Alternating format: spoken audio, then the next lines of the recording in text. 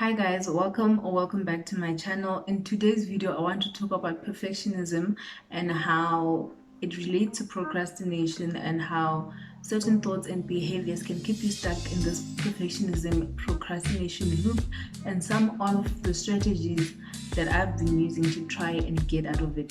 So please do keep on watching and I hope that you enjoy the video.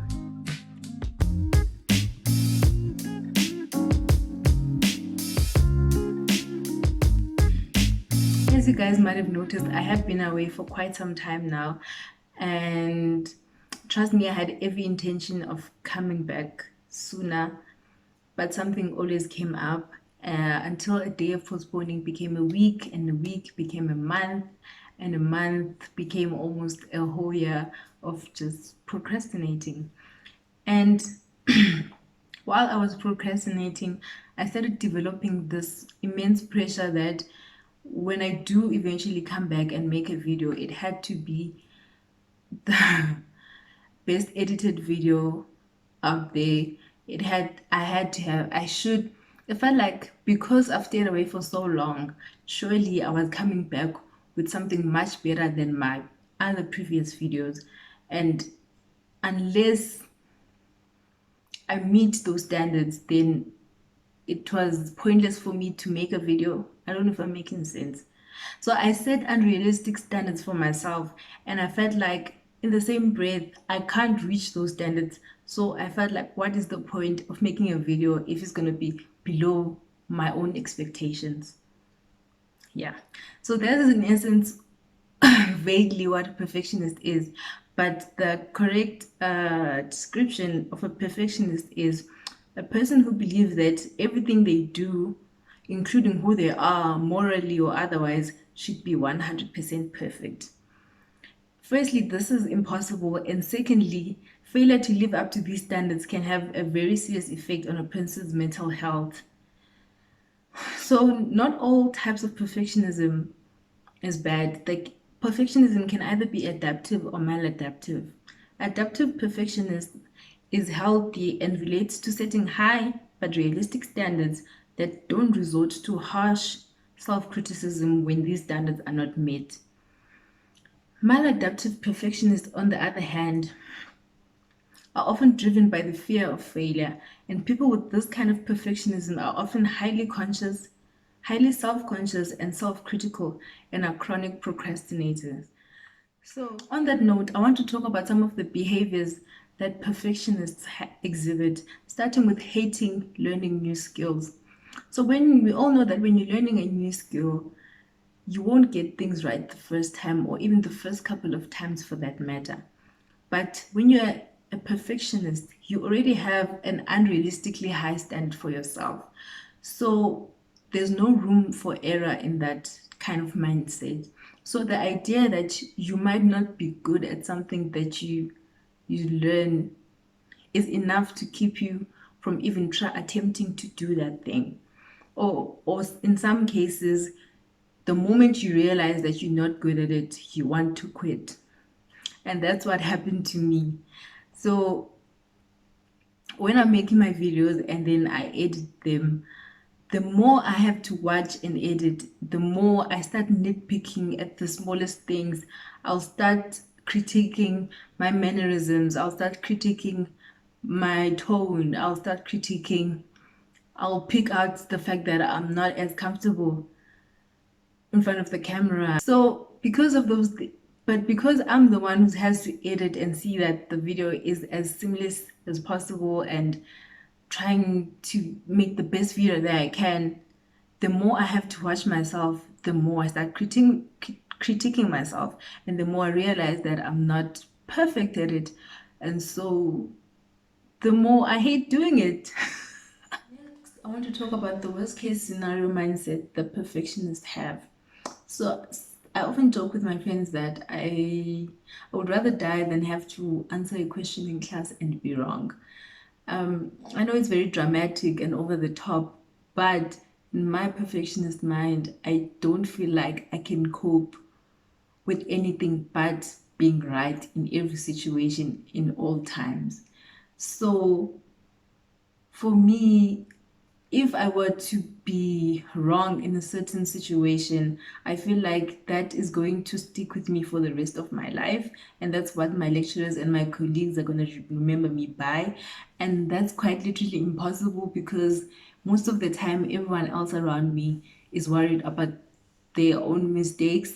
So again, it's an unrealistic standard and impossible standard to keep, and it also stops your own progress because you never know for sure whether or not your answer is right or wrong. Why can't I breathe? That's the real question. Why can't I breathe? Okay, so next I want to talk about procrastination. So there's a theory that says work expands to fill the time required to complete it. And this basically means that the further back your deadline is, the more time that you will take to complete something.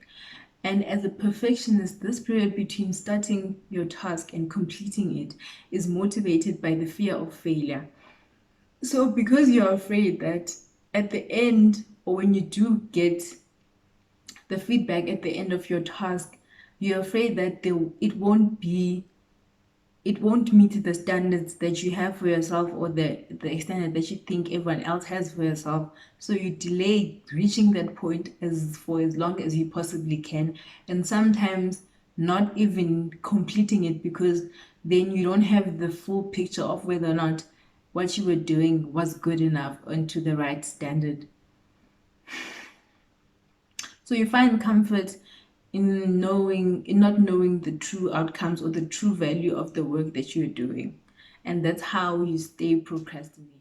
So now that I've discussed some of the unhealthy ways in which perfectionism holds you back, I want to discuss some of the strategies that can help you avoid falling into the trap of perfectionism and procrastination and delaying your own progress in everything that you do. And the first one being letting go of the idea that perfectionism is part of your identity, because that gives the illusion that you cannot do anything to change that. Next, I want to say that done is better than perfect. Progress is always better than perfection because the more progress you make, the better you become. So instead of trying to do one thing perfectly, try to do something and complete it. Try to practice something as much as you can and to your best. And if it's not at the standard that you want it to be, then try again and complete it. And that's the new approach that I'm trying to have with making my videos. Instead of critiquing my voice or trying to first fix my confidence or trying to first fix my editing style or whatever it may be, I'm just trying to make a video, complete it, and upload it. Whether or not it's at the level that I want it to be, or whether it's at the standard that I expect from myself, is something that I'm going to deal with at a later stage. But what's more important for me is to make progress than it is to have 10 perfect video. I'd rather have 100 imperfect videos than 10 perfect videos. Next, get comfortable with being uncomfortable, or aka get comfortable with failure. And this might be the most difficult one for me because trying new things is uncomfortable and failing at those things is even worse. But once you get used, or not saying you should fail at everything, but once you are acclimatized to that feeling, you get to a point where your failures don't stop your progress. And that's the most important part, that you fail forward and you keep on making progress. And lastly, using your failures as building blocks. With every failure, there's always a lesson to be learned, and you won't know that lesson unless you try again and fail. And after you make your progress from the first step, the next level will obviously have more challenges, different challenges, but the lessons that you learned from the previous failure are going to help you progress into the next level, and so on and so forth. So, That's all I have for you guys today. Whether or not I take my own advice will be proven by me uploading this video. So yeah, I think that's all I have for you guys today. Thank you so much for watching. If you guys like this video, please give it a thumbs up. If you didn't like this video, please keep it to yourself. Thank you so much for joining me, and I'll see you guys in my next one.